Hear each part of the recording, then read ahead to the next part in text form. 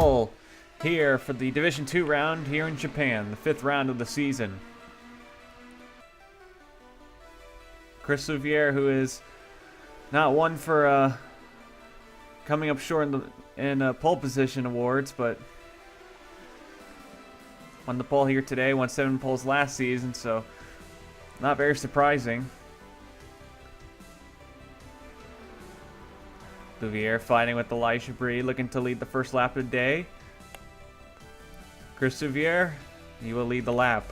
Trouble would come early as the 51 and the 98 would come together and wreck themselves into the O2, causing a multi-car accident involving the 00 of Luca Fontana and the 69 of Kyle Schock. Kyle Schock Jr. and Tyson Block would both retire. Chris Louviere would lead on the restart with Elijah Bree and Dunn LaPrade taking up the rest of the top 3.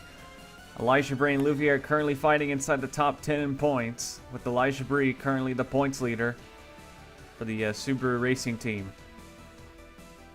Dunn LaPrade would make his move early. Dunn LaPrade, the Frenchman, has never won a Division 2 race before. Alex Morgan now following him through. LaPrade looking to lead the lap. Didn't lead a lot of laps last season. We have 2 new drivers for this round. One of them is Benoit Lothair Irvine, the Frenchman, driving the number 6 Yoplait car.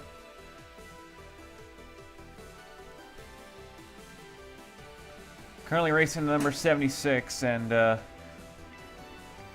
off to a good start so far. Hanging in the back, he is a former French GT racer, trying his hand at the touring stock cars. The second driver making his debut was Scott Roush in the number 67 Ford. Not much is known about this driver, but he is making his Division 2 debut today. He's an American and has some experience on the ovals. Drove in a stock car series of similar stature to Jesse Turner, who is having a lot of success in the top series at the moment. 2 Japanese drivers are in the field for today. Satsuki Yakajura in the 11 of Takumi Hirano as the 41 gets into the 31 of Jacob Anthony. Japan is the home country for Yakajura, so she definitely is looking to make a quite impression. She and Hirano both qualified for tomorrow's event for the DuPont Twos of Racing, so very popular here.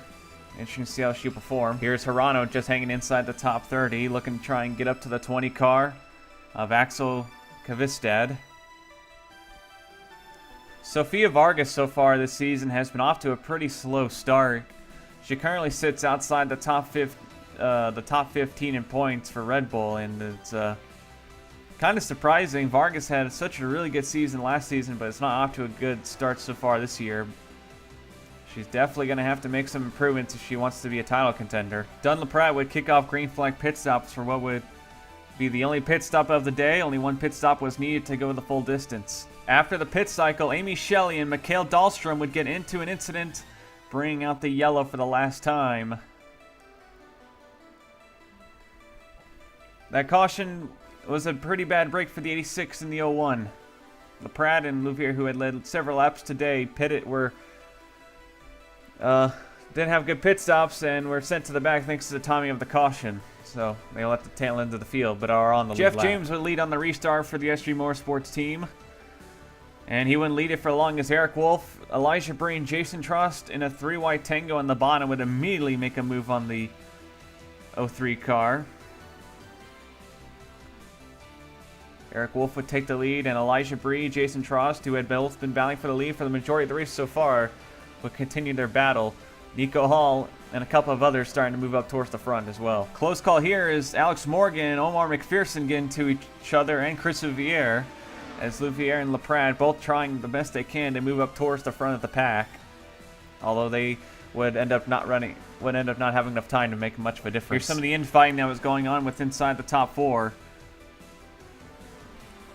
Trost and Chabris had some really good cars today, and both showed why they were running inside the top 5 in points so far this season. They've been some of the best cars in the field. When the battle for the lead intensified, it allowed several drivers to move up towards the front, and one of them was Satsuki Yakajura. and probably one of the most remarkable laps ever performed by the 41 team this season. Satsuki Yakajura would make her move, passing one car in the first corner and passing 3 more in the next, going from 4th to 1st.